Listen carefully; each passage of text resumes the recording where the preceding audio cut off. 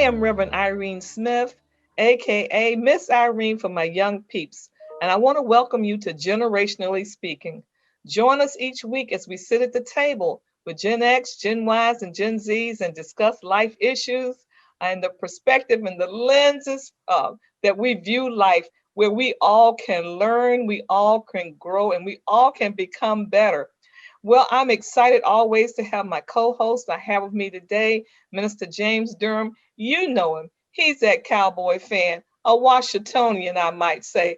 And our guest, she also loves the Cowboys. So, Minister James Durham, let me just say welcome to you. Thank you, Reverend. It's always a pleasure to be here, and I'm always excited when I'm not by myself. I'm not the lonesome cowboy in the room. And he is a mentor to young men of all ages, using the Nehemiah principle to rebuild the walls of their lives. And we look forward to that day when he writes that curriculum, writes that book, holds that virtual conference, that in-person conference. We're all going to be present for it. And of course, my other co-host is Pastor Shamika Latte Oliver, the founder of Women Who Lead Connect. She's not with us today, as you know. Not only did she birth the ministry, but she also gave birth to a baby. And so she's resting, getting that rest she needs. So we want her to continue to rest and come on back and be with us. But we are excited to continue our conversation with Tegan Marshall. And Tegan, when we left off, she was telling us about this wedding that she was getting married, and her parents, who had not seen each other for years, here they are at the wedding. Man, we're excited to know, did a fight break out? What were there chairs flying, or was there a cold war? I mean, what happened? Oh, thank you so much for having me back. I just love being in your company, and it's wonderful. So thank you for having me.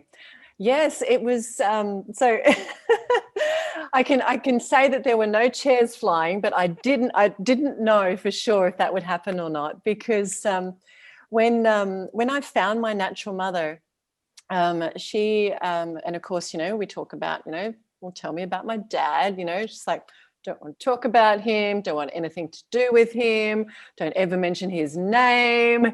And there was a little bit of animosity, just a touch. And of course, this is when I was in my 40s, so quite a few years had passed. Mm-hmm. And when I touched on it last time, but when I found my natural mum, it was a very, very emotional time for her. It was very challenging for her to give me up for adoption. She's a very nurturing mother, and we're all nurturers naturally, but she's one of those mothers that she nurtures everyone, like every man, woman, child, animal, everything. She is just a nurturer, and that's what she spends all of her time doing. And so for her to give me up for adoption was extremely difficult. And back then, she never got to hold me. It was just the way it was done. And so for the mothers out there, if you can imagine, I don't want anyone to ever go through that, but if you can imagine how difficult that would have been. So she carried a lot of guilt and a lot of shame and a lot of animosity and things like that, and sadness, deep, deep sadness. So when we connected, finally, it was a bit challenging, because here was, someone who she never knew if she would meet, and she hoped, of course, that all was well. And so it was very difficult for her to discover that my life hadn't been the joy that she had wanted for me, because to give your child up, she thought she was giving me to a better opportunity. Mm-hmm. So it was very, very difficult, and that created a difficult situation between us, because she said once, and she'll probably listen to this, but I have my father's eyes, and so to look at me was a reminder, of that pain. And I share this with you not to be sad, though, because this does have a really beautiful ending, a happy ending. And what happened was over a period of time, she needed her space and she just needed time, you know, and sometimes we need that to heal and to accept the new and to, you know, accept what's put in front of us as a gift. You know, it can be really confronting, and we are human beings with feelings and emotions. And so what happened was she needed some time away. And so I just left everything open to her. I left all my social media. I made public so that if she wanted to, she could see anything that was going on. And I never closed the doors to that. And over a period of time, then I, you know, found my father, and that was really wonderful. It was a truly amazing experience. And it was when I met my father, it was as if everything just got wiped clean. It was I remember driving away from my first meeting. I went there with one of my best friends, and I remember driving away, and one of my favorite songs came on that wasn't a popular one, and it came on, and it used to pull me back into so much pain and sadness. And it was like I in my mind I saw this whiteboard. I don't know what you call it, whiteboards, I think. Yeah. And it was just all on the whiteboard was all this pain and suffering and that I'd been through. And it was like something was just, I still get goosebumps, was just wiping it clean. Wow.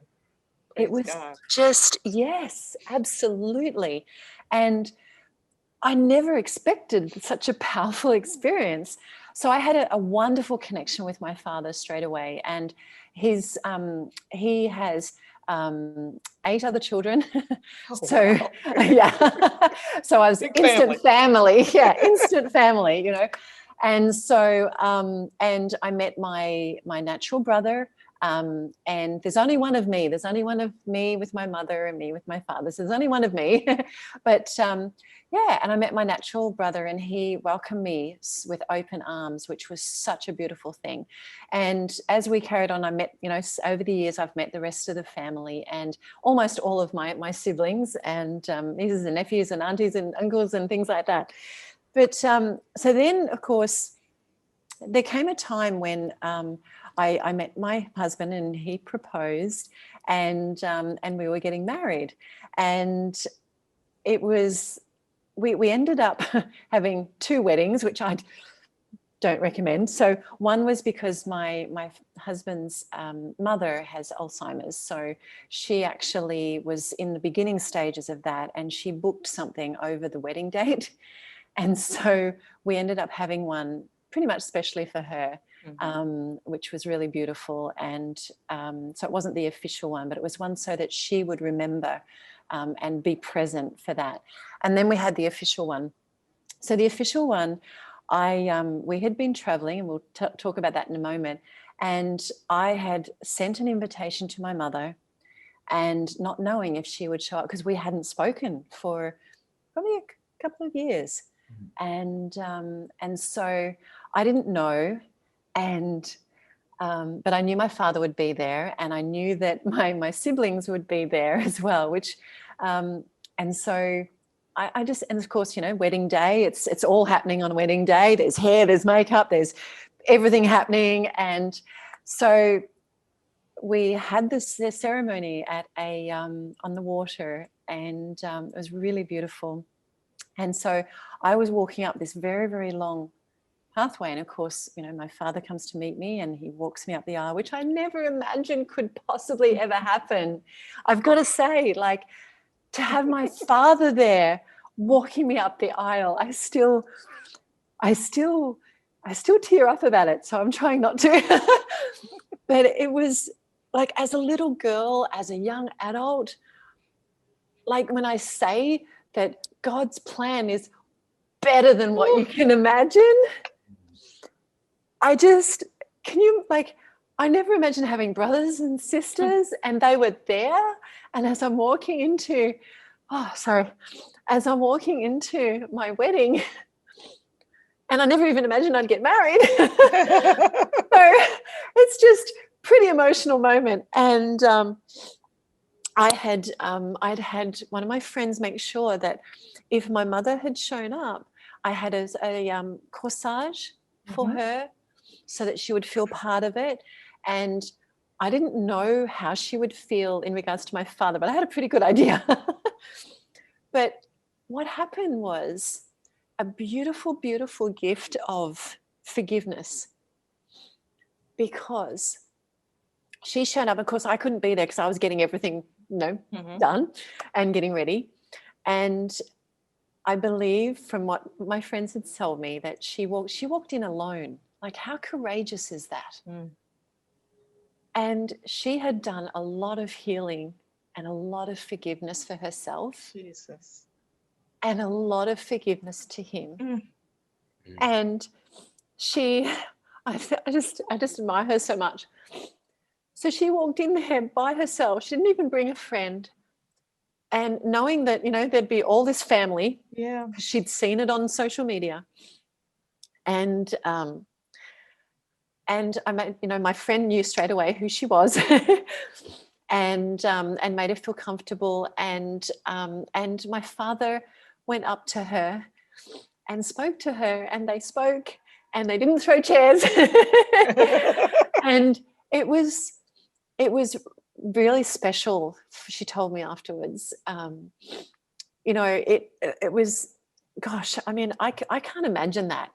After, I'm trying to remember hang on, I've been married now, so I would have been 47. So we're talking 47 years, Mm.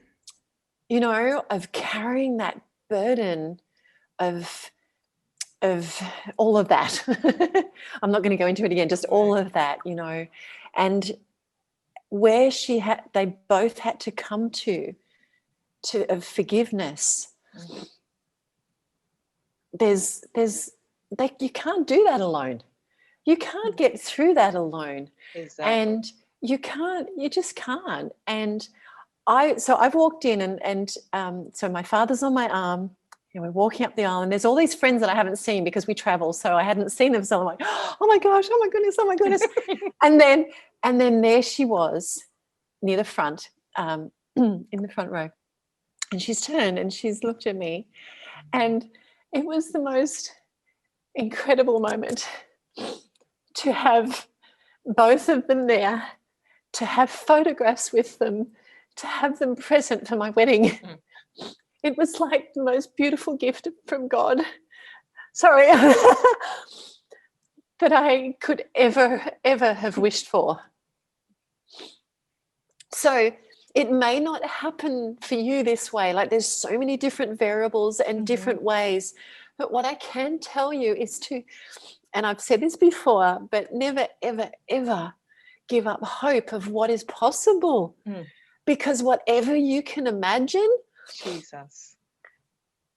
It just takes it to the whole new level. Yes. Yes. Yes. It's, yeah. Yeah, his word promises And, us that he can do more than we can ever imagine or think. So, and you are a living epistle of that scripture. Mhm. I'm just part of his. It's funny. I feel like I'm just part of his message. That I really believe that I have gone through all that I've gone through so that I can share. Yes. Mm, mm, There mm. is no other reason that I could go on that roller coaster of a ride of a journey, and for it to turn out how it has turned out. There's just no other explanation. And can you imagine, Minister Durham? Can you begin to imagine what Excuse me. was lifted off of their shoulders Mhm. in regards to their thoughts about each other, and then seeing each other and remembering that point in time where it was a point in time where we thought we were doing the right thing, you know. But here God has graced us with his mercy and allowed us to see this beautiful child that we created. And we're here now to celebrate her. I mean, Minister Durham, what's your thoughts on that? Well, wow, I hear a message of love. And Tegan, I don't know if you put it in book form. I know you share your story. Your story could be a movie. Yeah. It could be a fiction book, a fiction movie. It could be a Christian movie. It's just so inspirational, and I see love throughout. I remember one of the last segments when we met. You said learning to love yourself put you in this position. And so I see love. So when you learn to love yourself, that's when you shared that you met your husband.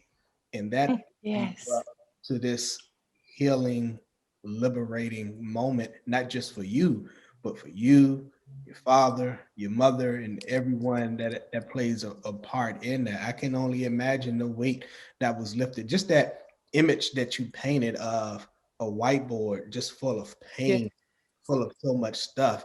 And the process that you went through and that experience, you saw it being wiped clean. That is God's amazing love, and only God's amazing love.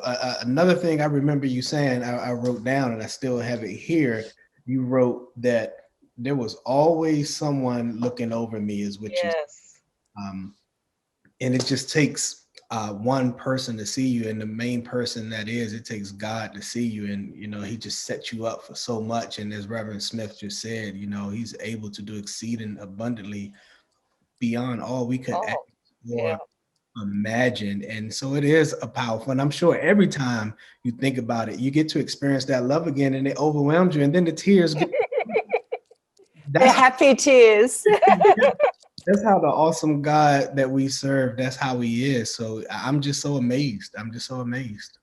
So now we move from this wonderful experience of this awesome wedding. And then you all are living in Australia, I think. And you all decide we need to, how do you come to this decision of this travel? This, Yeah, look, it was we were actually traveling before that. So okay. we've been traveling now permanently for 5 years. Mm. Obviously a little slower this last year. So we spend 1 to 3 months in each location so that we can really live like a local as much as possible, to really experience a place. But I guess, excuse me, I guess I want to say that it came from wanting something different and following a heart and going against the grain.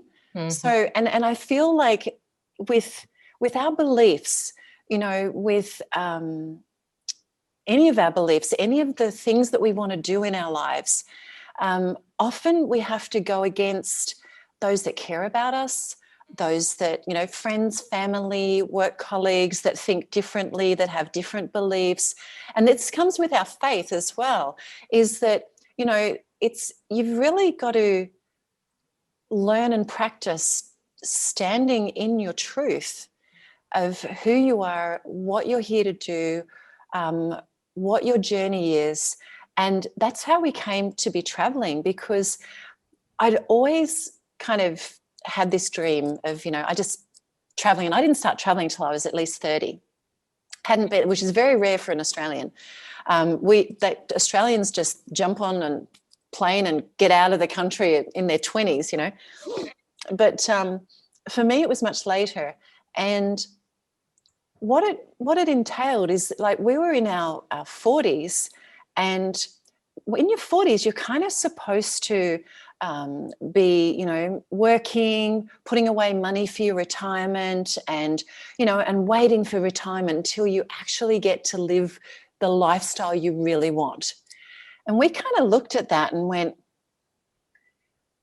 what if there's something different? What if there's something more? What if there's a different way? And these are all really great questions to ask in so many situations. And so I thank you for asking me about, first of all, I want to thank you for having me here again and letting me experience that love again, as you spoke, James. It's, it's about having the courage Mhm. to take the step, to have the faith, to trust the journey. And that's what this traveling has been to us, because it was like back 5 years ago, there were so few people our age doing it. 20-year-olds, absolutely. They'll backpack, around, and they'll live off, nothing. And sometimes they'll eat and sometimes they won't. And it's like, oh my goodness, I can't do that at my age, right? I just, no, thank you. Nothing against camping or anything like that, or backpacking, but I love my creature comforts. I'm 50 now and I love my comforts. So we were looking at, well, how do you afford it? Because everyone tells you that traveling is expensive. And, but it's not. It really doesn't have to be. And, we travel in normal circumstances. So, at the moment, we've got to do things a little bit differently, but it will come a time soon when we can. And there are some countries open at the moment that you can safely travel to. But people told us that travel is expensive and that, you have to save up and save up. But we travel, flights, accommodation, and everything except for food for less than $15,000 Australian each. Wow. Every year.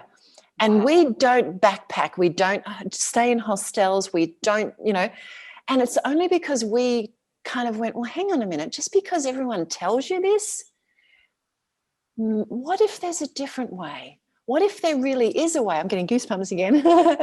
What if, and this goes for everything, question it, be willing to be curious, be willing to trust that, God's got your back.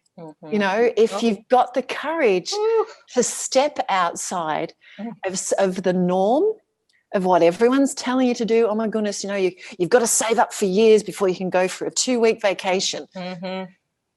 No, you don't have to. There's so many different ways out there that you can do it. And everyone's situation's a little bit different. We don't have children. We weren't blessed, unfortunately, with children. So it's a little bit cheaper that way, but I'm sorry, but $15,000 each Australian, okay? If we can do that, then there's a way to do it with children for, a little bit more than that. You got to give them their space and room and stuff. So what we did is we took a risk, and we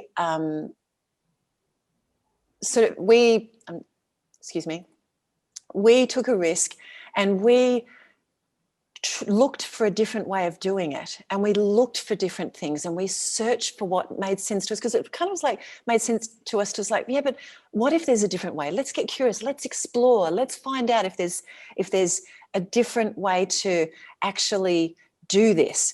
And we found that there was. For us, we started our journey. We love dogs. We absolutely love dogs, and we love animals, but we especially love dogs. And we thought, well, how can we, have a dog without, when we're traveling? Right. And you ask these questions, and guess who gives you the answers, right? He does. He does. So God gave us the answer, and a friend of mine said, oh, would you mind looking after my house while I just go on a holiday, for 3 or 4 weeks? And we were like, sure. And so that's called house sitting. She didn't pay us. There are people that do it as a business. So there's, different things for different folks. And so we were like, well, hang on a minute.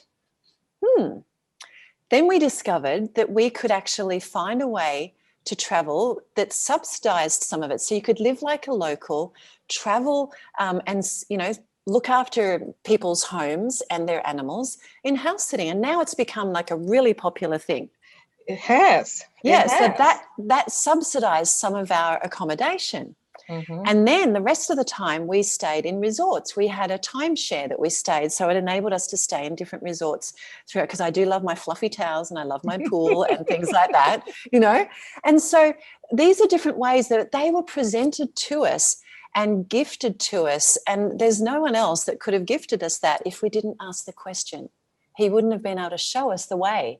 Yeah. And so I want to share that for the last 5 years now, we've been traveling permanently. And, that's not for everyone, and that's okay. But what I want to share is to ask the questions, get curious. Just because everyone around you is telling you you can't, or it's always been done this way, or you shouldn't, or whatever, trust your inner guidance system.